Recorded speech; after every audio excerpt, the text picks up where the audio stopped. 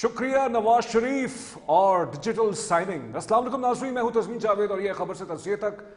आप हैरान हो गए होंगे कि मैंने नवाज शरीफ साहब को शुक्रिया क्यों कहा है। जंग खत्म हो गई तो नवाज शरीफ साहब को क्यों शुक्रिया अदा किया जा रहा है? वो इसलिए कि आज वज़ीर आज़म शहबाज शरीफ साहब ने कौमी असम्बली के फ्लोर में कहा है कि शुक्रिया नवाज शरीफ में, यानी ये कि अपने बड़े भाई की गाइडेंस, उनकी हिदायत पर और बिलावल भुट्टो ज़रदारी साहब की हिदायत, बल्कि बिलावल भुट्टो ज़रदारी साहब को भी उन्होंने शुक्रिया अदा किया और तमाम सियासी जमातों का शुक्रिया अदा किया, इसहाक डार साहब का शुक्रिया अदा किया। लेकिन वो नवाज शरीफ साहब को कैसे भूल सकते थे? तो नवाज शरीफ साहब को भी उन्होंने शुक्रिया अदा किया कौमी असम्बली के फ्लोर पर। आई थिंक इसहाक डार साहब को भी नवाज शरीफ साहब गाइड करते थे, उनकी हिदायत से इसहाक डार साहब जो हैं, जो कि उनके समधी भी हैं बाय द वे, तो वो इस तरह से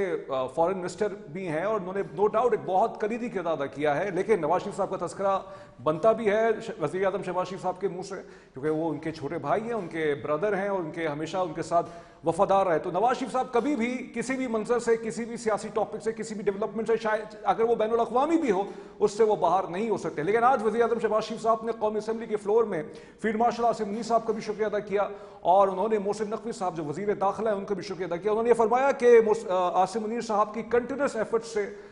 ये जो आज ईरान के माबैन और अमेरिका के माबैन जो अग्रीमेंट हो गया है और जो कि ट्रंप ने भी अभी कंफर्म कर दिया है और डिजिटल साइनिंग भी हो गई है ईरान की तरफ से, बाकर कालीबाफ साहब ने साइन कर दिया है और डोनाल्ड ट्रंप साहब ने जो है वो वहां से साइन कर दिया है, मतलब ऑन पेपर। अब देखते ये हैं कि जुम्मे के रोज जेनेवा में यानी स्विट्जरलैंड के अंदर इसकी एक सिग्नेचर सेरेमनी होगी जो पाकिस्तान माशाल्लाह से मेरा मुल्क और इसने बहुत बड़ा काम किया है। ये नाज़रीन आपको याद होगा कि मैंने आपके सामने ये पेशेंगोई की थी कि 15 मई तक ये मामलात हो जाएंगे। एक महीना चलिए डिले हो गया और उसके अंदर फिर उसके बाद मैंने अपने तज्जिए को मोल्ड किया, वैसे मोल्ड किया कि इस हवाले से अब कोई क़यास आराई नहीं करनी चाहिए और फिर उस पर हम कोई डेट नहीं दे सके। लेकिन 15 जून तक, यानी आज 15 जून हो गई, एक महीना चले बाद मेरी पेशेंगोई जो है वो कहीं ना कहीं जाके, या और जितने भी दीगर और भी जो लोग थे, हमने तो सिर्फ एक पढ़ लिख के या जो चीज़ों को समझ के मुशाहिदात के मद में आपके सामने एक तज़किया रखा था कि 15 मई अब चलिए 15 जून तक जो है MOU सिग्नेचर्स हो चुके हैं। अब इसकी फॉर्मल सिग्नेचर जो इसकी जो सिग्नेचर्स होंगे वो जेनेवा में जो स्विट्जरलैंड में है वहां पे हो गए। बहरहाल तो ये जो इस मौजू पे आज मुझे प्रोग्राम करना है, मगर ये सेकंड सेगमेंट पर है। लेकिन पहले सेगमेंट पर बजट आ गया है। बजट जुम्मे के रोज हमारे K21 में आपके सामने ट्रांसमिशन हुई 5 या 6 घंटे की, उसमें मैं भी मौजूद था और भी हमारे सीनियर एंकर पर्सन मौजूद थे। उन्होंने उसमें गुफ्तगू की। बजट के बाद फिर हफ्ते के रोज जो मोहम्मद औरंगजेब साहब हैं, फाइनेंस मिनिस्टर ऑफ पाकिस्तान, उन्होंने प्रेस कॉन्फ्रेंस की, उनके साथ फाइनेंस सेक्रेटरी मौजूद थे और उन्होंने ये कहा है कि 3 साल तक के लिए जो है तरक्याती बजट के हवाले से, सूबों के हवाले से, या आप ये कह सकते हैं कि फीस का लफ्ज़ गालिबन उन्होंने इस्तेमाल किया है और ये कहा है कि ये डिफेंस नीड्स के लिए, स्ट्रेटेजिक नीड्स के लिए इस्तेमाल होंगे, क्योंकि जस्टिफिकेशन बनती भी है इस चीज़ की, क्योंकि मुल्क जो है इस वक्त सिक्योरिटी का जो मामला है, इस वजह से ये सारी चीज़ें जो हैं हमें ज़रूरत भी। और सूबों ने नो डाउट, तमाम पाकिस्तान के सूबों ने एक बहुत बड़ा किरदार अदा किया है कि वफाक को हैंड ओवर किए हैं अपने कुछ तरक्याती बजट, जिसमें पंजाब का सबसे बड़ा कट लगा है। लेकिन सवाल ये पैदा होता है कि बजट आ चुका है, 7% तनख्वाहों में इजाफे की बात भी कर दी गई है, मुख्तलिफ स्लैब्स ऑफ सैलरी क्लास के लिए, तनख्वाहदार तबकों के लिए टैक्सेस में कुछ कमियां भी हुई हैं। लेकिन इंटरेस्टिंगली उस दिन ट्रांसमिशन में ये पॉइंट में मिस करके बोलना कि जिनके 1 लाख से 1,80,000 उनकी टैक्स कटौती कुछ भी नहीं होगी, मतलब उनके अंदर उनके लिए कोई टैक्स रिडक्शंस नहीं है, जो कि कंसिडर्ड ये किया जाता है। तासुर ये है, ये सबसे बड़ा तबका है। क्या ये बजट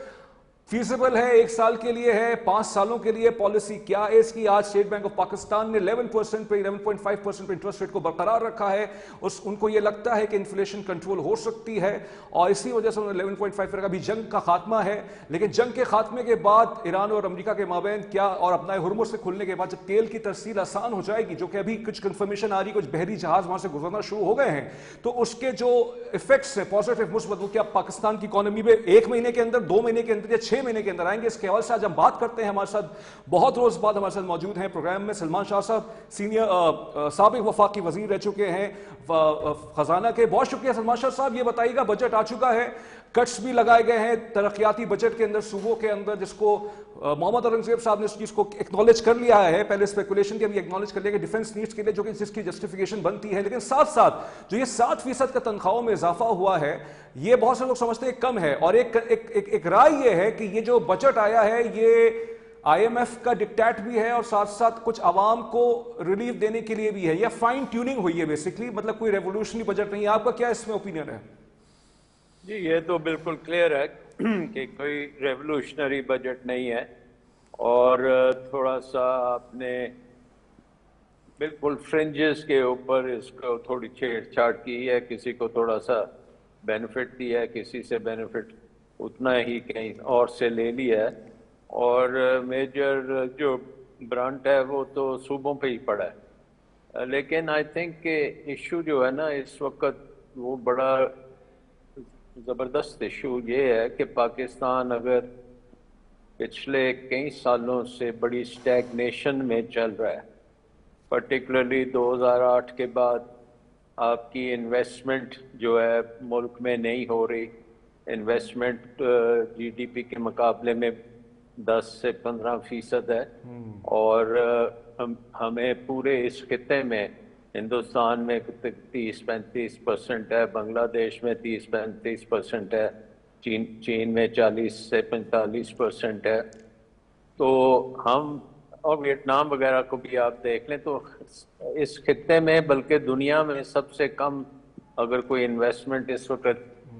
हो रही है तो वो पाकिस्तान में हो रही है, और ये सबसे बड़ा इशू है पाकिस्तान का मेरे ख्याल में। बाकी ये एफबीआर जो अपना करती है अपने लिए टैक्सेस को बढ़ाने की कोशिश में है, और ब्यूरोक्रेसी जो है वो अपनी मराद बढ़ाने की कोशिश में है, तो इन्वेस्टमेंट जो है वो बिल्कुल जीरो होती जा रही अच्छा है। सलमान साहब, ये बताइएगा, आपने सरमायाकारी का हवाला दिया 2008 के बाद से पाकिस्तान में, बिल्कुल आप सही कह रहे हैं, फिगर्स यही है 10 to 15% औसतन यही आपकी जो है सरमायाकारी में इजाफा हुआ है। फिर आपने दूसरे हवाले भी दिए कि दूसरे मुल्कों में किस तरह से जा रहा है। गो के इस सवाल का कोई लिंक बन भी सकता है क्योंकि अब आपका ये डोमेन नहीं है, लेकिन मैं सिर्फ एक पूछना ये चाह रहा हूँ, ये जो अभी जंग का खात्मा हुआ है इस पर एक राय ये है कि इसके जो असरात जो आए हैं पाकिस्तान पे इसको डिफ्यूज होने में 5 से 6 महीने मजीद लगेंगे। आप इससे एग्री करते हैं? देखिए स्टेटस को जो है ना पाकिस्तान में अब वो मेंटेनेबल नहीं है। ये समझने की ज़रूरत है कि आपका जो बजट है या गवर्नेंस के जो तरीक़ेकार हैं या जिस तरह हुकूमत ऑर्गेनाइज अपने आप को करके बैठी हुई है और जिस तरीके से सबको इत्मीनान है कि बस अब डिफ़ॉल्ट नहीं होगा तो हम बस कंटिन्यू करेंगे, तो ये सारा जो निज़ाम है ये ख़त्म हो चुका है क्योंकि आपकी आबादी बहुत बड़ी है, 5वीं सबसे बड़ी आबादी है, और फाइनेंस मिनिस्टर ने भी एक्नॉलेज किया कि तकरीबन 65% जो है वो 30 इयर्स से कम है, बल्कि मेरा ख्याल है इससे भी ज़्यादा जो 65 से ऊपर है ये नंबर जो कि 30 इयर्स से कम है, और इनको हर साल 30 लाख के मौके मिलने चाहिए। रोज़गार के मौके जो इकॉनमी जनरेट नहीं कर रही वो अवाम के लिए वो इकॉनमी नहीं है, पर्टिकुलरली पाकिस्तान जो जैसे मुल्क के लिए जिसमें इतनी बड़ी आबादी है, इतने अच्छे रिसोर्सेज हैं, आपकी जोग्राफी बेहतरीन है, इस वक्त दुनिया में माहौल भी सारा आपकी फेवर में जा रहा है क्योंकि आप अमेरिका और ईरान के दरमियान में मीडिएशन करा रहे हैं, उसके साथ साथ पूरी दुनिया में पाकिस्तान का एक चर्चा है कि ये पाकिस्तान एक अमन के लिए कोशिश कर रहा है मिडल ईस्ट में, और सऊदी अरेबिया से आपने डिफेंस एग्रीमेंट भी किया है, आप तुर्की के साथ, तुर्की, इजिप्ट, सऊदी अरेबिया और पाकिस्तान का एक नेटो टाइप अरेंजमेंट भी होने जा रहा है, तो बड़ी चेंजेस है। बिल्कुल है, आप ये कह रहे हैं कि स्टेटस को नहीं चलना चाहिए और उसमें अब आपको कुछ एक में उसके मुताबिक अपने इंटरनली पाकिस्तान इंटरनली चेंज नहीं कर रहा, एक्सटर्नली आपके ऊपर हर तरफ से चेंज आ रही है। ओके, स्ट्रक्चरल रिफॉर्म्स की आप बात करें जो आईएमएफ का भी एक बात है, बहुत सारी चीजें करने के लिए। अच्छा सर, मैं आ जाता हूँ फैक्ट्स और फिगर्स पे, ये जो नंबर्स पे आ जाते हैं। ये कहा गया कि एफबीआर का जो टारगेट है गालिबन 15 खरब फिर से रखा है, क्या ये आपको लगता है फिर से रिवाइज होगा, और अगर रिवाइज होगा तो फिर किसकी मद में पैसे लिए जाएंगे फिर से, यानी ये कि पेट्रोलियम लेवी की मद में ही पैसे लिए जाएंगे? गो के मोहम्मद औरंगजेब साहब फरमा रहे थे परसों प्रेस कॉन्फ्रेंस में कि अब पेट्रोलियम लेवी में कोई चेंज नहीं होगा लेकिन हम इसको इंटरचेंजेबल कर देंगे, यानी कभी हम डीजल पे लगा देंगे कभी पेट्रोल पे लगा देंगे। ये प्लान कितना उनका फीजिबल है? सेकंड, मुझे ये बताइएगा, आपसे दूसरा सवाल बहुत ही अहम है कि ये जो सारा बजट जो आया है इसके अंदर एक राय लोग ये बना रहे हैं कि इसमें आईएमएफ के हवाले से भी चीजों को रखा गया है और आईएमएफ के कुछ मुतालिबात को भी रखा गया है सामने। ये स्पेकुलेटिव बात है या हकीकत है इसके अंदर? देखें, एक बात तो यह है कि 15 खरब का अगर टारगेट है تو اس کا سارا بوجھ عوام پہ ہی پڑنا ہے، نمبر ون. اور اگر وہ پورا نہیں ہوگا تو اس کے بعد منی بجٹس جو آئیں گے تو اس کا بوجھ بھی عوام پہ پڑے گا اور بزنس کمیونٹی پہ ہی پڑے گا. سو ان ادھر کیس 15 کھرب کا ٹارگٹ جو ہے میری نظر میں ایک میننگ لیس ٹارگٹ ہے عوام کے پوائنٹ آف ویو سے اور بزنس کے پوائنٹ آف ویو سے. سو یہ تو ایک آپ سائڈ پہ بات رکھتے ہیں. اگر آپ نے یہ بات کرنی ہے کہ پاکستان میں آئی ایم ایف کا جو پروگرام ہے وہ چلائے گا حکومت کو، تو میرا جواب ہے بالکل وہی چلا رہا ہے. اور یہ جو چیزیں آپ دیکھ رہے ہیں، جو پروونسز سے آپ نے پیسہ گرانٹس کے طور پہ لیا ہے، وہ بھی آئی ایم ایف کی ڈکٹیشن پہ لیا ہے. کیونکہ I M F, I don't know آپ سے پہلے اس پہ بات ہوئی ہے کہ نہیں، آئی ایم ایف کی جو کنڈیشن ہے، سب سے ایک ہی کنڈیشن ہے جو سب سے امپورٹنٹ کنڈیشن ہے، باقی تو اس کے ارد گرد تھوڑا بہت انہوں نے ٹنکرنگ کی ہے، لیکن جو کنڈیشن ہے وہ پرائمری سرپلس کی ہے. Primary surplus I M F نے کہا کہ 2% آپ کی جی ڈی پی کا 2% ہونا چاہیے، اور فائنانس منسٹر نے اس کو اناؤنس بھی کیا. اس کا مطلب کیا ہے؟ اس کا مطلب یہ ہے کہ آئی ایم ایف نے آپ کو بتا دیا ہے کہ آپ نے جو بھی اخراجات کرنے ہیں، ڈیولپمنٹ ہو، ڈیفینس ہو، سب اخراجات صوبے ہیلتھ پہ کریں، ایجوکیشن پہ کریں، ان ایکسپینڈیچرز کو آپ نے ریونیوز سے پورا کرنا ہے، اپنی ٹوٹل ریونیوز سے پورا کرنا ہے. اور پھر آپ کے جو ریونیوز ہیں وہ ان اخراجات سے 2% جی ڈی پی کا، جو کہ 8 ارب تقریباً ڈالر بنتا ہے، وہ آپ نے سود کے پیمنٹس کے لیے کرنا ہے. اب مسئلہ یہ ہے کہ سود کی پیمنٹس جو ہیں وہ کوئی 6-7% ہیں جی ڈی پی کی، جو اگر آپ اس کے مطابق دیکھیں تو وہ کوئی 27 ارب ڈالر بنتے ہیں. تو 8 ارب ڈالر آپ نے ڈیٹ سروسنگ اگر کرنی ہے، اور اس کا 25 سے 28 ارب ڈالر ایکچوئل وہ بنے گا، تو آپ سمجھ سکتے ہیں کہ بوروئنگ جو ہے وہ بڑھتی چلی جائے گی، وہ رکے گی نہیں. بٹ آپ بوروئنگ ڈیولپمنٹ کے لیے نہیں کر سکتے، آپ اسکول بنانے کے لیے نہیں کر سکتے، آپ ہسپتال بنانے کے لیے نہیں کر سکتے، صرف سود کی ادائیگی کے لیے کر سکتے ہیں. تو نہیں سر، یہ تو آئی ایم ایف کا بات یہ ہے، کنڈیشن نہیں ہے. بات یہ ہے، پھر آپ کی بات کا میں عوام کے لیے تھوڑا سا اس کو آپ نے بہت اچھی طریقے سے ایکسپلین کیا، اس کو آسان کرتے ہیں اس ڈسکشن کو. آپ نے یہ کہا بیسکلی کہ کوئی بھی جو مطلب قرض آ رہا ہے اس سود کی مد میں وہ ساری چیزیں جو ہے واپس کیے جائیں گی، اور ترقیاتی بجٹ ویسے ہی صوبوں نے اپنا کم کر دیا ہے، کچھ ہماری نیڈس تھیں، کچھ معاملات تھے اس کی وجہ سے. تو اس کا مطلب یہ ہوا، اس بات کو سمپل اگر سمپلسٹک وے میں کی جائے، کہ وہ جو ایک معیشت کا جو پہیہ ہے وہ چلنے کے بجائے ایک جگہ رک جائے گا، اور اس رکنے کی وجہ سے پھر جاب لیسنس ہوگی یا اسٹیگنیشن ہوگی، کیا ہوگا سر پھر؟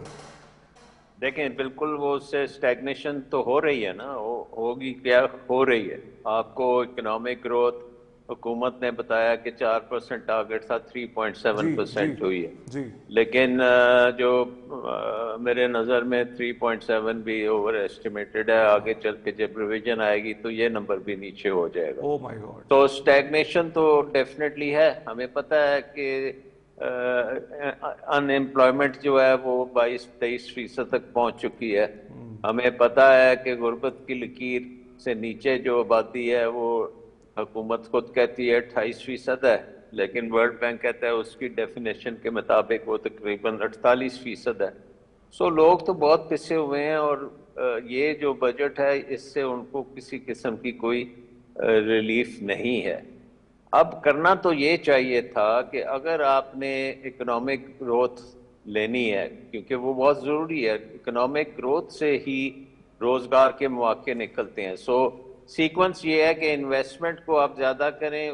اس سے گروتھ ہوگی، گروتھ سے نوکریاں نکلیں گی، اور آپ کا یوتھ بلج جو ہے اس کے لیے وہ ہوگا. تو اگر اسٹریٹجی یوتھ بلج کو اکوموڈیٹ کرنا ہے تو پھر انویسٹمنٹ کو آپ کو بڑھانا پڑے گا. انویسٹمنٹ جو ہے وہ اس ٹیکس نظام میں نہیں بڑھ سکتی، کیونکہ آپ نے ایک تو نہیں، لیکن ٹیکس انہوں نے بہت سپر ٹیکس تو ختم کیا ہے نا، 15 کروڑ تک کی جن کی سالانہ انکم ہے ان کے نہیں، لیے. اس کے باوجود اس کے باوجود سپر ٹیکس ختم کرنے کے باوجود بہت ہائی ٹیکسیشن ہے، اس کے اوپر سیلز ٹیکس بہت زیادہ ہے، اس کے اوپر آپ کے بجلی جو ہے انرجی سیکٹر میں بجلی سب سے مہنگی ہے دنیا میں، اور یہ ساری چیزیں جو ہیں وہ آپ کی کاسٹ آف ڈوئنگ بزنس میں آتی ہیں، تو اس میں بہت مائنر قسم کا افیکٹ ہوگا یہ سپر ٹیکس کام کرنے کا، ادروائز تو وہ اسی طرح بہت اچھا زیادہ ہے یہ بتائیے گا compare to every other country جس کے ساتھ آپ کمپیٹ کر رہے ہیں، یہ بجلی ٹیکس اور یہ جو ہے ان پٹ کاسٹ وہ پاکستان کی سب سے نہیں زیادہ ہے، بالکل، تو بجلی اس تو کو آپ کو مہنگی ہے، چینج کرنا پڑے گا۔ بجلی تو مہنگی۔ اچھا یہ بتائیے گا سر، یہ جو کچھ تنخواہ دار طبقے کے لیے انہوں نے ٹیکسز کے اندر کچھ کمیاں کی ہیں، غالباً جن کی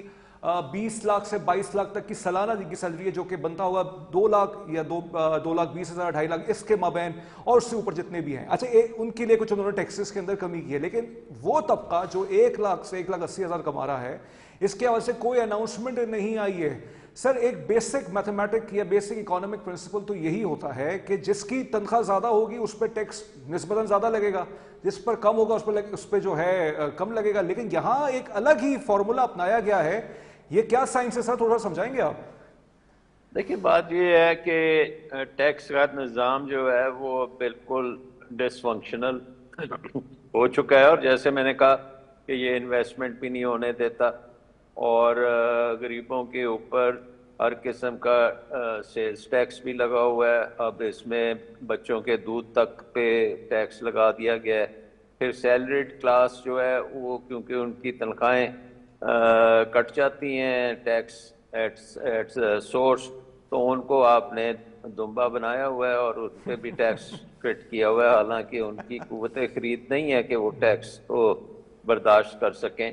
سو یہ ٹیکس رجیم کسی طریقے سے بھی آگے چلنے کے لیے قابل نہیں ہے کہ اگر پاکستان کو آپ نے ترقی کے راہ پہ ڈالنا ہے، اور اگر آپ نے اکنامک گروتھ لینی ہے جو بہت ضروری ہے، کیونکہ اگر اکنامک گروتھ لیتے ہیں تو پھر یہ جو سرپلس کی بات ہم کر رہے تھے یہ بڑی آسانی سے پورا ہو جاتا ہے، اور پھر آپ کی اکانومی بھی چلتی ہے اور ڈیٹ بھی کم ہوتا ہے اور یہ گروتھ بھی ہوتی ہے، نوکریاں بھی بنتی ہیں۔ لیکن اگر آپ اپنے اخراجات کم نہیں کریں گے، حکومت کا پھیلاؤ کم نہیں کریں گے، سب سے بڑی بات یہ ہے کہ آپ کی 50 منسٹریز ہیں تو ان کو آدھا آپ کو کرنا پڑے گا، اور اسی حساب سے آپ کو ان منسٹریوں کے اخراجات ختم کرنے پڑیں گے۔ آپ کو تمام ڈپارٹمنٹس یہاں پہ اخراجات ہوتے ہیں لیکن کسی کو بینیفٹ نہیں اس کا پہنچتا، عوام کو بینیفٹ نہیں پہنچتا، اس کو بھی آپ کو بند کرنا پڑے گا۔ سو اگر آپ یہ ڈاؤن سائزنگ کرنے کے لیے تیار نہیں ہیں تو آپ جو مرضی بجٹ بنا لیں، یہ اگلے 10-15 سال اسی طرح سٹیگنیشن رہے گی۔ سو آپ کو نمبر 1 سر پھر اکنامک 10-15 سال کا آپ ٹائم فریم کہہ رہے ہیں کہ یہ اسٹیگنیشن رہے گی، یعنی یہ کہ ہمارے جو وہ بچے جو ابھی پیدا ہوئے ہیں جب وہ بھی بڑے ہوں گے تو ان کے سامنے بھی یہی مسائل ہوں گے، سر پھر کیا کرنا پڑے گا؟ بالکل میں آپ سے سوال یہ کرنا چاہتا ہوں سر، اس وقت ایک واٹر شیڈ مومنٹ ہے پاکستان کے لیے، غالباً کسی میڈیا انڈسٹری میں کسی چینل پہ یہ سوال نہ ہوا ہو، لیکن میں یہ کرنا چاہوں گا، میں جسارت کروں گا، 2001 جیسی صورتحال ہے، امریکہ کو ہماری ضرورت پڑ چکی ہے پھر سے، باقاعدہ وہ تو بربلا اظہار کر رہے ہیں، آئی نو دس از اے پولیٹیکل کامنٹری، لیکن آپ چاہیں اس میں، لیکن ہم نے دیکھا تھا کہ اس کے بعد کچھ پیسے آنا شروع ہو گئے تھے پاکستان کے لیے، اور پھر ہماری اکانومی نے اس ٹائم پہ بہت سے اس میں ایک ڈیوائیڈڈ اوپینین ہے، لیکن ایک میجورٹی اوپینین یہ کہ کچھ گروتھ ہوئی تھی۔ کیا اس صورتحال کا کوئی ہو سکتا ہے، کوئی سلوشن نکل سکتا ہے سر، کوئی ایسی کوئی صورتحال پھر سے کوئی مہربانیاں ہو جائیں ہم پہ؟ دیکھیے امریکہ نے تو ٹرمپ جو ہے وہ دنیا سے تقریباً وڈرا کر رہا ہے، اپنے ملک میں جا رہا ہے، اور اگر ایران کے ساتھ بھی اس کی ڈیل بھی ہو جاتی ہے تو اس کے بعد وہ مڈل ایسٹ سے بھی وڈرا کرے گا، کیونکہ وہ اس وقت میک امریکہ گریٹ اگین کا مطلب ہے کہ سارا انویسٹمنٹ امریکہ میں ہو اور امریکہ فار ایور وارز میں نہ شامل ہو، اور اپنے خطے میں جو بھی اس نے کرنا ہے، جیسے وینزویلا میں اس نے کیا ہے، ساؤتھ امریکہ میں وہ کر رہا ہے وہ کرے، بٹ باقی دنیا سے ذرا الگ ہو جائے۔ سو پاکستان کے لیے وہ پرانی رینٹیئر اکانومی کا تصور جو ہے نا اب نہیں ہے۔ اب آپ نے اگر اپنا جیو پولیٹیکل طور پہ چلنا ہے تو آپ کو اپنے ارد گرد کے ممالک پرٹیکولرلی آپ کو China, Russia, central Asian countries, Iran, Saudi Arabia, middle east, ان سے تو آپ کو تقریباً فری ٹریڈ ایگریمنٹس اور ایک قسم کی اکنامک یونین تو میرا خیال ہے کہ اگر ہماری سیکیورٹی کا ایک بن رہا ہے Saudi Arabia, Egypt, Pakistan and Turkey, تو وہ ایکسپینڈ ہو کے ایک سیکیورٹی ارینجمنٹ کرنی پڑے گی اور دوسری ایک اکنامک ارینجمنٹ انہی ممالک سے کرنی پڑے گی تاکہ مارکیٹس کو کھولا جائے، ٹریڈ کیا جائے۔ افغانستان سے آپ کو صلح کرنی پڑے گی، افغانستان کو اس میں شامل کیے بغیر وہ صحیح۔ لوجسٹکس، وہ کنیکٹیوٹی پیدا نہیں ہو سکتی جو ہمیں چاہیے اس خطے کو ٹریڈ کے لیے اوپن کرنا۔ اور جیسے آسیان ایک گروپنگ بنی ہوئی ہے، اکنامک پاور بن گیا ہے آسیان، اسی طرح ہمیں اس خطے میں بھی وہ کرنا پڑے گا، اور ساتھ ساتھ پھر ہمیں ہندوستان سے بھی ڈیل کرنا پڑے گا۔ جو ایک ڈائلاگ مشرف صاحب کے زمانے میں شروع ہوا تھا، وہاں سے دوبارہ سے شروع کر کے ٹریڈ کو اور ٹورزم وغیرہ کو کھولنا پڑے گا۔ سو اس خطے میں بڑے میجر چینجز آپ کو کرنے پڑیں گے، لیکن ابھی تک ہم نے اس کی طرف بالکل دیکھا نہیں ہے کہ گورنمنٹ کوئی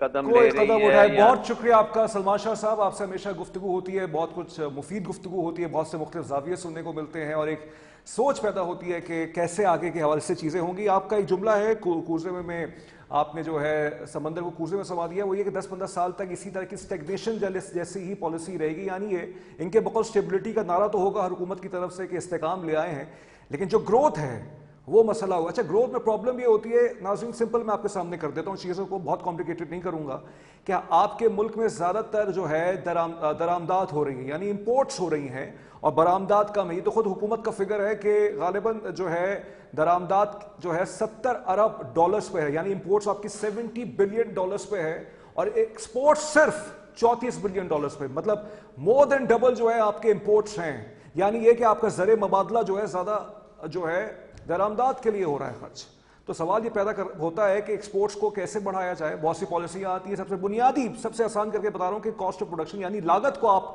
کم کر دیں تو آپ کی جو ہے ایکسپورٹس جو ہیں وہ اس کے اندر ایک کمپیٹیٹو ہو جائے گا وہ، لیکن اس کے لیے پالیسی بنانی پڑے گی، بجلی سستی کرنی پڑے گی، آئی پی پیز کے حوالے سے کچھ پالیسی بنانی پڑے گی، سولر، سب کچھ ہو سکتا ہے، سب چیزیں ڈویبلز ہیں، لیکن کچھ ایکسپیڈینسیز ہیں، کچھ معاشی ایکسپیڈینسیز ہیں۔ کبھی اس پر تھیوریٹیکل پروگرام لے کے آئیں گے، لیکن ہو سکتا ہے کہ اس کی کچھ چیزیں جو ہیں بہت باریک ہو جائیں، لیکن بہرحال اس پر کبھی انشاءاللہ کہ اکانومک مسائل پاکستان کے کیسے ریزالو ہو سکتے ہیں۔ 60s کا آپ کے پاس پورا چارٹ ہے، آپ گرو کر رہے تھے، 70s میں کہتے ہیں کہ چلیے ٹھیک ہے، اس حوالے سے کچھ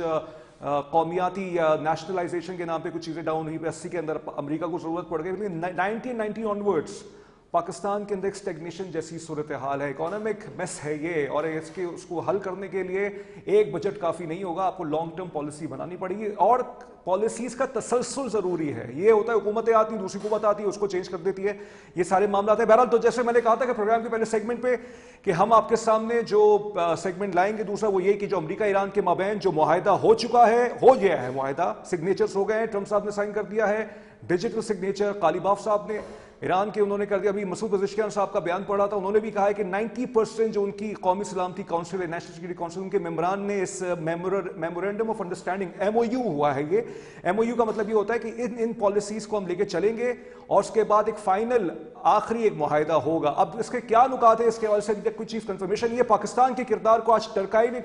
تعریف کی ہے، اس کی اقوام متحدہ نے کی ہے، امریکہ نے کی ہے، امریکہ ہمیشہ سے کرتا ہے، ایران نے کی ہے، پاکستان کی تعریفیں پوری دنیا بھر میں ہو رہی ہیں اور اس کی بہت زیادہ ہمیں خوشی بھی ہے۔ اس حوالے سے آج ہم بات کرتے ہیں ڈاکٹر گل عائشہ بھٹی صاحبہ ہیں، ماہر ہیں بین الاقوامی امور کے، ابھی آئی نہیں، بہرحال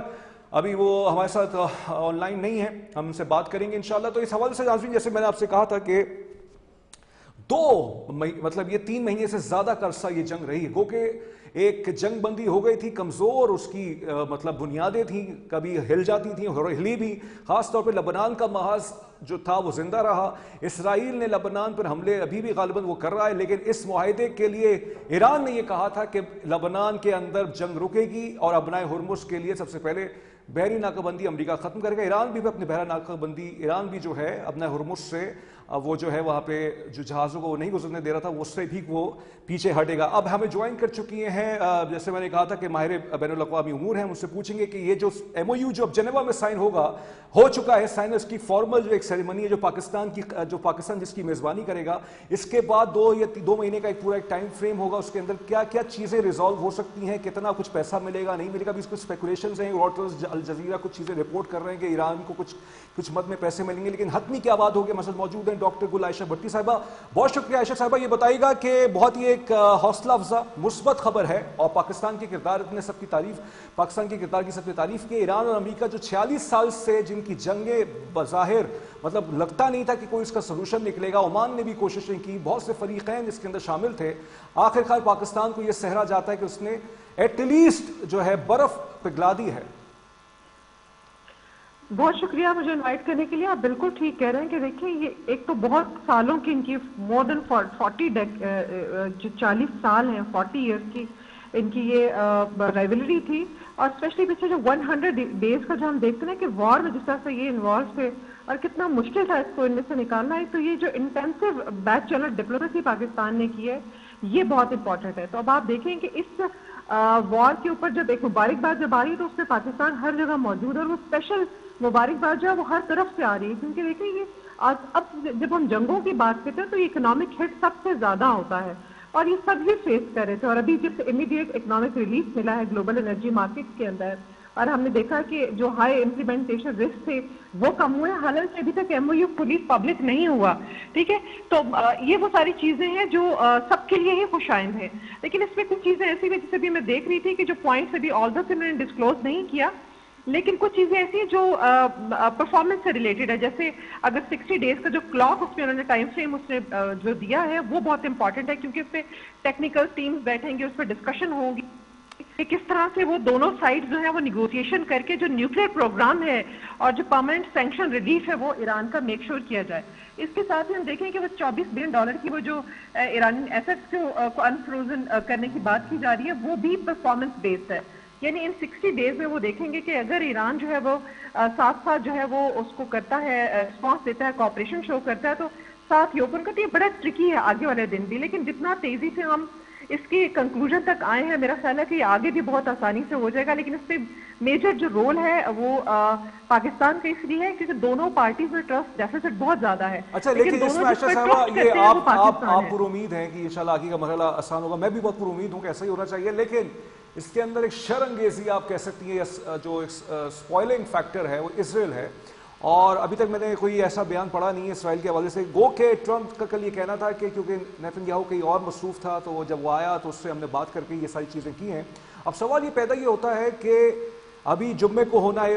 فارمل اس کے سگنیچرز ہونے ہیں, پھر اس کے بعد 2 مہینے کا ٹائم فریم, جیسے آپ نے بتایا ہم نے بھی بتایا کہ یہ پورا ایک مرحلہ ہوگا. اس مرحلے کے اندر آپ کو بھی معلوم ہے اس چیز کو بہت میں, اور یہ ہوا بھی ہے کہ اسرائیلی لابی جو ہے وہ بہت مضبوط ہے امریکہ کے اندر. ان کے کچھ سینیٹرز, امریکن سینیٹرز جو ہیں وہ لگتا ہی ہے کہ اسرائیل کی ترجمانی کرتے ہیں, تو کچھ ایسی وہ حرکت کر سکتے ہیں یا کچھ ایسا وہ سیبوٹاج کرنے کے لیے آپ کے نزدیک؟ بالکل اس کی ایکسپیکٹیشن تو ہم کر سکتے ہیں کہ میجر جو اسپوائلر کا اور جو پرائمری ڈسکنٹینٹ ہے وہ اسرائیلی کے اس میں موجود ہے, اور اس کی ریزن یہ ہے کہ ان کا جو پرپس ہے جو ایران میں رجیم چینج کا وہ فلفل نہیں ہو رہا, اور وہ تھریٹ سمجھتے ہیں ان کو یہاں پر, تو بہت مشکل ہے کہ وہ اس سے سیٹسفائی ہوں. لیکن اب دیکھیں بار بار مسٹر ٹرمپ جب وہ کہہ رہے ہیں کہ میں نے منا لیا ہے, یہ میں بات کر رہا ہوں, تو اگر فیوچر میں اسرائیل نے امریکہ کو اپنے باقی ایجنڈاز میں اگر ساتھ لے کر چلنا ہے تو میرا خیال ہے عقل مندی اس میں ہے کہ یہاں پر بات سن لی جائے. لیکن آپ نے دیکھا کہ بیروت کا جو پچھلے 2 دن سے بیروت پہ جس طرح سے اسرائیلی فورسز جس طرح سے اٹیک کر رہی ہیں, پھر جو ان کے ڈیفنس منسٹر کے جتنے بھی بیانات آ رہے ہیں کہ وہ کہہ رہے ہیں کہ ہم انڈیفینٹ ٹائم تک ہم لیبنان میں رہیں گے, سیریا میں وہ کہتے ہیں ہم موجود رہیں گے, پھر سدرن لیبنان اسپیشلی انہوں نے جو ہب بنایا ہوا اپنا اسٹریٹجک. تو یہ چیزیں بڑی ٹرکی ہیں, بڑی سینسٹیو ہیں. لیکن ایک اور چیز ہم نے انڈرسٹینڈ کرنی ہے کہ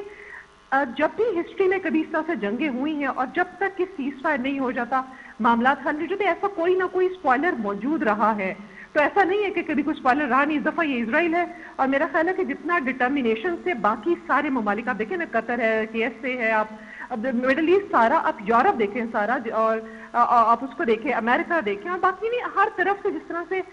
وہ ڈیسپریٹلی چاہا جا رہا ہے کہ اس معاملے کو ختم کیا جائے, اسٹریٹ آف ہارموز کو اوپن کیا جائے, انرجی کہ جس طرح سے پرائسز کو نیچے لے کر آنا, اور یہ ساری چیزیں جو ہے وہ पूरी दुनिया एक तरफ है समझो और इसराइल जो है ना वो दूसरी तरफ है। तो मेरा ख्याल है कि उसमें अक्लमंदी इसी में है उसके लिए कि वो अब इस पे कहीं ना कहीं मान जाए, आप ये देखिए ना कि अभी तक टाइम भी होगा लेकिन मानेगा जरूर। अभी तक ये भी कुछ क्लियर नहीं है और कुछ लोग ये दावा कर रहे हैं कि इस एग्रीमेंट में अभी तक ईरान से ये भी मुतालबा नहीं किया गया है कि वो जो सपोर्ट करते हैं, हिमायत करते हैं उन ग्रुप्स की या उन रेजिस्टेंस ऑफ मूवमेंट या resistance of access of resistance के जो लोग जैसे हिजबुल्लाह है या हमास है उसके वजह से अपनी वो हिमायत उठाएंगे, ऐसा कोई अभी तक मेरे सामने कोई वो मुतालबा उनका नहीं आया। दूसरा ये कि उनका जो मिसाइल प्रोग्राम है जो कि जाहिर बात है वो इसराइल पे अटैक करने के लिए करते हैं, उसके हवाले से भी कोई वाज़ेह डिटेल्स नहीं है। तो अगर मैं साइड लूँ एक किसी मुल्क की, गो कि मेरा काम तो नहीं है, लेकिन मैं अगर इसको एक समझने की कोशिश करूँ तो ईरान ने अपने स्ट्रेटेजिक मफादात का बहुत हद तक तहफ़्फ़ुज़ कर लिया है, और अगर तहफ़्फ़ुज़ कर लिया तो इसी को तो फिर जीत कहते हैं। देखिए मुझे लग रहा है इसमें हार जीत नहीं है। मुझे लगा था कि दोनों ममालिक ही ये चाह रहे हैं कि किसी सेटलमेंट पे आए, और जहाँ तक आप न्यूक्लियर की बात करें या उनके मिसाइल प्रोग्राम की बात भी देखें या जो वो अपनी प्रॉक्सीज को जो सपोर्ट करते हैं मिडिल ईस्ट में ईरान, उसकी बात करें तो फिलहाल ये वो मसाइल हैं जिस पे डिसएग्रीमेंट बहुत ज्यादा है, इसलिए उन्होंने उसको बात के लिए रखा जो हम एक्सपेक्ट भी कर रहे थे बहुत पहले से कि सबसे पहले स्ट्रेट ऑफ हॉर्मुज़ की बात है क्योंकि यहाँ पे सबकी प्रॉब्लम है, और इवन ईरान के लिए भी ठीक है ना, उसका वो जितना ज्यादा वो स्टोर कर सकता था ऑयल, उसके बाद उसको अब उसने उसको सेल आउट भी करना है, तो उसके लिए भी प्रॉब्लम था, दुनिया के लिए भी प्रॉब्लम था। तो पहला ये वो मेजर मसला था जिसको हल करना था। उसके बाद जो आगे जो 60 डेज है वो फिर न्यूक्लियर उसके इश्यूज के ऊपर बात होगी, जिस तरह से मिस्टर ट्रम्प कह रहे हैं कि वो ओबामा से अच्छी डील लेकर आएंगे, तो हम देखेंगे कि वो क्या डील होगी। लेकिन साथ ही उसके बाद फिर ऑब्वियसली प्रॉक्सीज की बात भी होगी, तो ग्रेजुअली ये बात जरूर करेंगे। लेकिन मुझे लग रहा है कि जो मुश्किल मामला हैं जिसपे इनकी आपस में इतने जो कहते हैं ना कि डिसएग्रीमेंट ज्यादा है वो बाद में आएगा, लेकिन पहले जो मसाइल सबके म्यूचुअल है पहले वो हल किए जा रहे हैं। मेरा ख्याल है कि वो दिस इज फेयर इनफ के लिए अगर आप वाइजली भी देखें तो ठीक है, स्टेप बाय स्टेप चीजों को सॉर्ट आउट किया जा रहा है। क्योंकि देखिए कहने को ये 14 पॉइंट्स हैं जो यूके जिस तरह से ड्राफ्ट में सामने आ रहे हैं, ऑल्दो कि I don't believe in this draft but still बहुत सारे वर्जन, एक ये वर्जन भी है, लेकिन देखिए इसमें ये कहने में एक लाइन है लेकिन इसके अंदर इतनी डिटेल्स हैं, इतनी कॉम्प्लेक्सिटीज हैं जिसको सॉर्ट आउट करना कुछ ही दिनों में बहुत मसला है ना। I think ये जो आयशा साहबा, if I summarize your perspective, you're trying to say this 2 months will be for confidence building. इसके जरिए से एतमाद में कुछ बहाली वो करेंगे ईरान और अमेरिका अपने हवाले से, फिर उसके बाद कोई हतमी बात होगी, ये आप कहना चाह रही हैं? बिल्कुल ऐसा ही है, और कॉन्फिडेंस बिल्डिंग के लिए वो दोनों तरफ से होगा। देखिए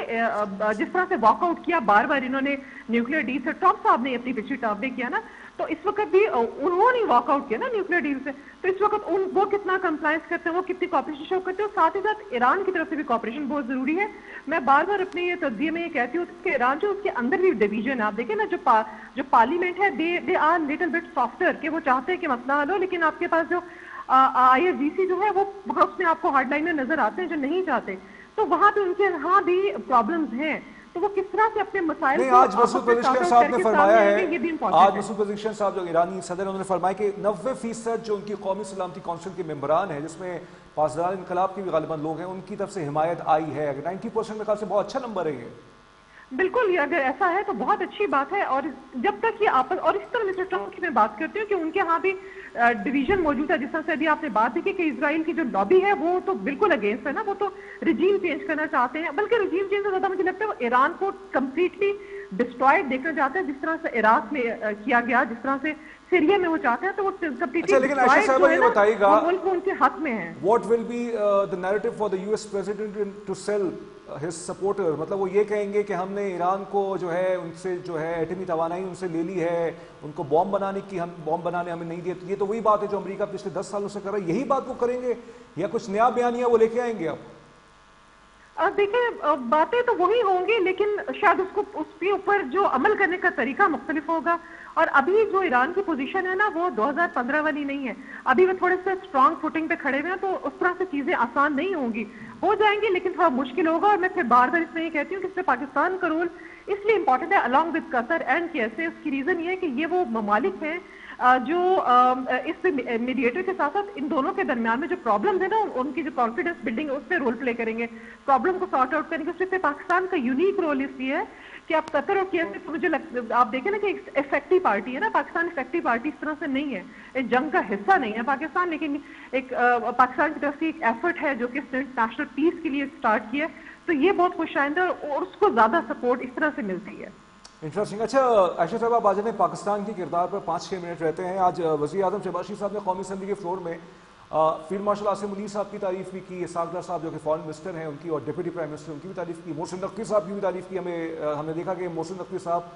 वो कि वज़ीर दाखिला हैं लेकिन वो बहुत इंपॉर्टेंट पोजीशन पे हैं, वो गए ईरान के अंदर गालिबन रहे भी, वहाँ बहुत सी टॉप क़यादत से उनकी मुलाकात भी हुई, फिर उन्होंने सियासी लीडरशिप की भी मतलब तारीफ़ें की जितनी भी हैं, सिवाय Tehreek Insaf. I know this is not your domain to comment, लेकिन फिर भी उन्होंने उनकी सिवाय PTI के बिलावल के और लोगों की तारीफ़ की, फिर उन्होंने सऊदी अरेबिया की, कतर की, चाइना की तारीफ़ की। अब मैं आपसे सवाल ये करना चाहता हूँ, पाकिस्तान और अमेरिका का जो एक ताल्लुक़ है, इसके अंदर अभी जो चार्ज डे अफेयर्स हैं अमेरिका की, पाकिस्तान की नेथन बेकर, उनका ये फरमाना था कि इसके अंदर इस रिलेशनशिप में पाकिस्तान अमेरिका की एक पर्सनल रिलेशनशिप भी है ज़ाती, और फिर लॉन्ग स्टैंडिंग कुछ स्ट्रेटेजिक मामला भी हैं। अब ये जो कुछ हुआ है गो कि ये बायलैटरल तो नहीं है, इसमें पाकिस्तान ने सिर्फ एक मीडिएशन का काम किया है, तो इसमें आपको लगता है कि फील्ड मार्शल आसिम मुनीर साहब की, वज़ीर आज़म शहबाज शरीफ साहब की जो एक ट्रंप साहब के साथ एक म्यूचुअल कंपैटिबिलिटी है माइंडसेट की बहुत से हवाले से, वो एक फैक्टर बना है, या अमेरिका पाकिस्तान को अभी भी समझता है कि उनके लिए कहीं ना कहीं किसी स्ट्रेटेजिकली किसी न किसी तौर पे उनके इत्तेहादी हैं? देखिए, ये आपके सवाल पे बहुत सारे और पहलू छुपे हुए हैं, जिसमें से सबसे पहला इंपॉर्टेंट तो ये है कि अगर हम पाकिस्तान और US के रिलेशन को देखते हैं तो वो हमेशा से ट्रांसैक्शनल रहा है थ्रू आउट द हिस्ट्री। लेकिन जो पिछले साल जो बयान मरसूख था ना, उसमें जो पाकिस्तान की जो हैसियत उभर के सामने ना, उसने पाकिस्तान को ट्रांसैक्शनल से बहुत आगे का एक प्लेयर बन के उभारा है, जिसकी वजह से अमेरिका और पाकिस्तान का रिलेशन मुझे अब लगता है कि इट्स मोर ऑफ अ जैसे फ्रेंडली रिलेशन, जो एक दूसरे को सपोर्ट करते हैं इन बैड टाइम्स। और जहाँ तक हमारी सिविलियन और हमारी मिलिट्री लीडरशिप की बात है, तो मैं कहती हूँ कि ये रिमार्केबल इनकी तरफ से ये जो बैकडोर डिप्लोमेसी चली, एक्सटेंसिव थी। हमने देखा बार बार विजिट्स होते रहे, किस तरह से मैसेजेस पहुंचाते रहे, किस तरह से मीडिएशन का वो करते रहे, तो वो भी बहुत इंपॉर्टेंट है। और फिर जब हम फील्ड मार्शल का रोल देखते हैं तो देखें हिस्ट्री में हमेशा आप ये देखेंगे कि जंगों के लिए जो है वो फौज भी मशहूर होती है और फील्ड मार्शल भी मशहूर होते हैं, लेकिन कभी आपने पीस के काम के लिए बहुत कम ऐसे रोल देखे। मुझे लग रहा है कि एक यूनिक रोल है उनका कि उन्होंने पीस की एफर्ट की है, तो ये एक बहुत इंपॉर्टेंट रोल है जो फील्ड मार्शल सैयद आसिम मुनीर को जाता है। और इसमें आप ये भी देखिए ना कि अभी हालिया दिनों में लबनान के जो कमांडर थे, कमांडर इन चीफ, वो भी पाकिस्तान आए थे, उनकी फील्ड मार्शल आसिम मुनीर साहब से मुलाकात हुई। यानी पाकिस्तान का जो एक फुटप्रिंट है वो मिडिल ईस्ट के अंदर बहुत गहरा हो गया है और हमारी बात अब हर कोई सुन रहा है। बिल्कुल ऐसा है। और देखिए, मैं जिस तरह से कहूंगी ना कि ये एक स्टेप बाय स्टेप हमने ये पॉस्चर अचीव किया है ना, पिछला एक साल हमारा मिलिट्री पॉस्चर जिस तरह से स्ट्रॉन्ग सामने उभर कर आया, फिर उसके बाद हमारा डिप्लोमेटिक पॉस्चर, ये वो चीजें हैं जो एक मुल्क का जो ओवरऑल जो उसका स्ट्रक्चर बनाती है तो वो स्ट्रॉन्ग बनाती है, और फिर दुनिया जो है वो फिर एडमायर भी करती है, फिर वो आपसे कंसल्ट भी करती है और वो आपसे कॉपरेशन के लिए भी रेडी होती है। और यहाँ बहुत इंपॉर्टेंट है हमारे लिए कहना है कि जब हम बाकी सबके मसाइल के लिए एक वो मीडिएटर का रोल भी प्ले करते हैं और क्रेडिबल मीडिएटर जिसकी बात सुनी जाती है, तो अब हमारे पाकिस्तान इसलिए भी यूनिक है इन सेंस कि देखें बाकी मीडिएटर या आप देखें जहाँ पे फैसिलिटेशन होती है, let's take the example of Geneva की लेने, आप कतर की लेने, तो उनके अपने इंटरनल इश्यूज नहीं है, हम तो अपने मसाइल से भी लड़ रहे हैं ना, हमारे इंटरनल मसाइल। हमने ये तो आज की हम खबर है ना कि ईरान अमेरिका के माबैन हमने बहुत अच्छी साजिशी करवाई है। माजी में भी पाकिस्तान ने जो कतर में अफगान तालिबान अमेरिका के हवाले से एक एग्रीमेंट करवाया था, फिर हम 70s में चाहे चाइना और अमेरिका के दरमियान सिफारती ताल्लुक कायम कराने में कहा यह जाता है पाकिस्तान का एक किरदार था। तो पाकिस्तान ने हमेशा से इस तरह का किरदार एक दुनिया के अंदर अमन को बरकरार रखने के लिए अदा किया है। बिल्कुल ऐसा है। और उसी को मैं देखें कंटिन्यू आपकी इसी बात को करूंगी कि जब हम हमारा जो पॉस्चर है थ्रू आउट द इयर्स, हमने हमेशा से चाहे वो अफगान वार में अमेरिका को हमने वो जिसमें मैं कहती थी कि हमने फेस सेविंग प्रोवाइड की, फिर अभी जो हम सपोर्ट प्रोवाइड किया ना both of the parties, Iran भी नहीं चाहता ये जंग आगे जाए। तो हमारे जो प्रॉब्लम्स है, फॉर एग्जांपल देखिए आप बॉर्डर टेररिज्म जो इंडिया ने स्टार्ट किया है, ठीक है, या हमारा जो हमारे वेस्टर्न बॉर्डर के ऊपर जो हमारा टेररिज्म का इशू, इसमें हमें अब दुनिया की सपोर्ट चाहिए, क्योंकि यहाँ पर हम ना सिर्फ ये कि हमें कॉपरेशन बल्कि सपोर्ट, बल्कि हमें वहां से वो स्ट्रॉन्ग वो चाहिए एक स्टैंडिंग जिसके ऊपर वो पाकिस्तान के इस हमारे इंटरनल मसाइल में हमें सपोर्ट प्रोवाइड करें। क्योंकि देखिए अब जब हम मीडिएशन कर रहे हैं, जब हम उनके लिए कॉपरेशन कर रहे हैं, हम उनके लिए इस बैकडोर डिप्लोमेसी जो एक्सटेंसिव चली है, इसमें हमारे लिए तो ऐसा कुछ प्रोडक्टिव नहीं थे ना, कि उनका प्रॉब्लम था, हम इसके इफेक्टिव पार्टी नहीं थे। अभी जब हमारे मसाइल, हमारा चाहे वो वेस्टर्न बॉर्डर है, चाहे हमारा वाटर टेररिज्म जो इंडिया ने स्टार्ट किया है, इसमें हमें अमेरिका की सपोर्ट भी चाहिए, हमें हमारे जो अरब स्टेट्स हैं उनकी सपोर्ट भी चाहिए, और मेरा ख्याल है कि हमें इसके लिए लुक फॉरवर्ड करना चाहिए। बिल्कुल चाहिए। बहुत शुक्रिया आपका आयशा गुल भट्टी साहिबा, आपने हमसे जो है गुफ्तगू की और बहुत से हवालों से आपने इत्तेफाक भी किया कि पाकिस्तान, और ऑब्वियसली इससे सब जो है जितने भी आलमी उमूर हैं, माहिर आलमी उमूर हैं, जैसे डॉक्टर आयशा गुल आयशा भट्टी साहिबा थी, जैसे उन्होंने भी फरमाया कि पाकिस्तान का ये जो किरदार है इसके पीछे, और बिल्कुल सही बात है, 1 साल पहले जो हमने हिंदुस्तान को जंग हराई, उसके बाद से दुनिया ने हमें, पहले भी वो हमें संजीदगी से लेते थे, मजीद संजीदगी से लेना शुरू किया, और पाकिस्तान की बात अब सुनी जा रही है। और पहले एक ट्रांजैक्शनल एक ताल्लुक था, यानी ये कि चलिए आपस में लेन देन के मामलात, लेकिन नहीं, अब पाकिस्तान बाकायदा अपने क्लाउड को, अपने इन्फ्लुएंस को एक्सर्ट कर रहा है, और ये सब कुछ बुनियादी मरसूस में कामयाबी का नतीजा है। बिल्कुल है, मोदी साहब ने गालिबन ऑपरेशन सिंदूर लॉन्च करके पाकिस्तान की इज्जत में इजाफा ही कर दिया है। यही मुझे समझ में आ रहा है कि तारीख को अगर आज खंगालें और रेट्रोस्पेक्टिवली चीज़ों को देखें, माजी में देखें, और अब आज सामने आती कुछ चीज़ें जो उस वक्त समझ में नहीं आती हैं, उसका अरसा लगता है, टाइम लगता है। बुनियादी मरसूस में हमारी पाकिस्तान फौज ने, हमारी पाकिस्तान एयरफोर्स ने, तमाम जितने भी पाकिस्तान नेवी ने जिस तरह से हिंदुस्तान को जो बुनियादी मरसूस में जो के ज़रिए से मोदी के कुछ जो कारिंदे थे जिन्होंने पाकिस्तान पर मैली नज़र से देखा, उसका नतीजा ये हुआ कि आज अमेरिका हमारी बात सुन रहा है, ईरान हमारी बात सुन रहा है, खलीजी ममालिक हमारी बात सुन रहे हैं, और इसमें नो डाउट वज़ीर आज़म शहबाज शरीफ साहब का भी किरदार है, फील्ड मार्शल आसिम मुनीर साहब का भी किरदार है, और तमाम क़यादत का किरदार है, चाहे वो सियासी क़यादत हो, मिलिट्री लीडरशिप हो। इसमें यूनिटी की भी ज़रूरत है और इत्तेहाद की भी ज़रूरत है। तो बहरहाल ये था नाज़रीन आज का प्रोग्राम। पहले सेगमेंट में हमने इकॉनमी पे बात की, सेकंड सेगमेंट में ईरान और अमेरिका के माबैन जो गुफ्तगू हो रही है और हो गई है, एग्रीमेंट हो गया है, मुआहिदा हो चुका है, एमओयू हो चुका है, मेमोरेंडम ऑफ अंडरस्टैंडिंग जिसको आप कहते हैं, यानी ये केस के ज़रिए से आगे कैसे चलना है, और फिर इंशाअल्लाह हतमी मुआहिदा जो है वो भी हो जाएगा। लेकिन 15 तारीख जो है, इसी 20 तारीख को गालिबन 19 तारीख को जेनेवा के अंदर जो है स्विट्जरलैंड में एक बाकायदा एक सिग्नेचर दस्तखत होंगे, और पाकिस्तान की क़यादत में ये फैसला होगा इंशाअल्लाह। तज़मीन जावेद को खबर से तज़िए तक से इजाज़त दीजिए, अपना ख्याल रखिएगा, अल्लाह हाफ़िज़।